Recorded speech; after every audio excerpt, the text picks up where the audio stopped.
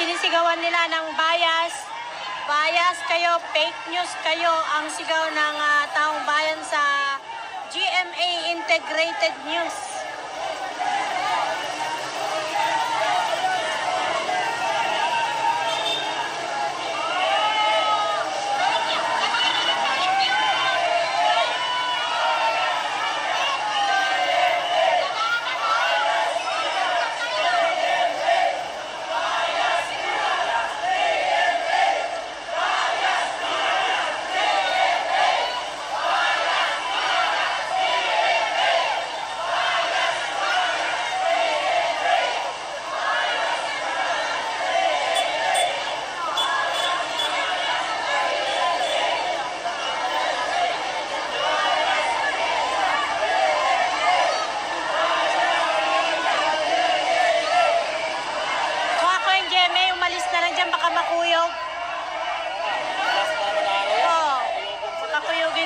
Mainit pa naman yung mga supporters na ngayon sa pinaggagawa nila kay Inday Sara.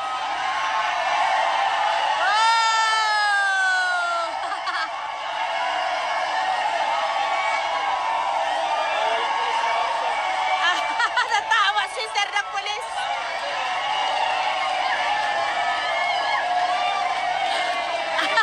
Natutuwa si Sir.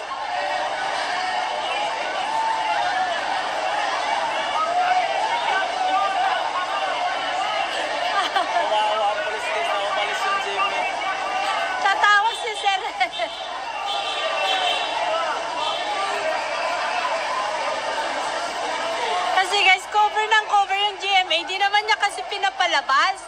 Andito din GMA din itong DZWB, Radyo ng Bayan. Dapat kasi, wala naman din silang nag-cover dyan. Dyan lang, kukuyogin ka dyan. Kaya... May nakasunod bang GMA sa kabila niya?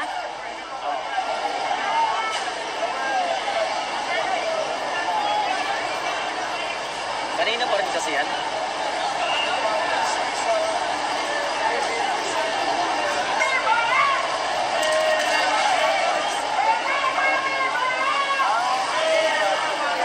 Ayan, sigaw nila, hindi kami bayad.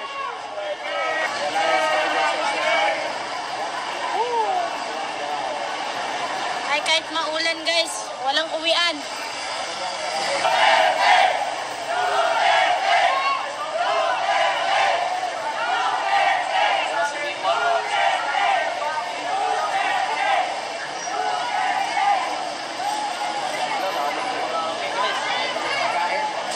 May pulis na naman. Distribute na sila ng pagkain nila. 10,000 ba naman yung pinadala eh. Mga vlogger, pakinig kayo. Si Marcos mismo nagsabi dito, anong sabi niya? Nag-concentrate sila sa mga social media. Tanong! Ang mga vlogger ba saan nabibilang? Sagot! Social media! Social media! Social media! Yung mga trolls, ano sabi? Libo-libo ang hinari ni Marcos. Ayan o, nasa YouTube, research nyo. Ano sabi niya?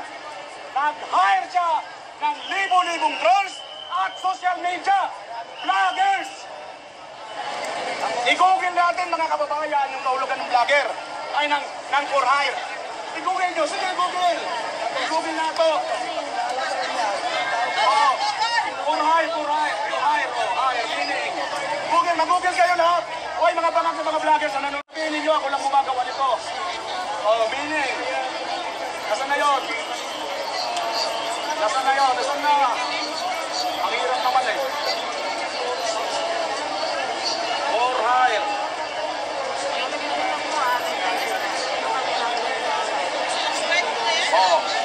Ayun! Ito na mga kababayan. Ito yung meaning ng for hire. Basahin natin.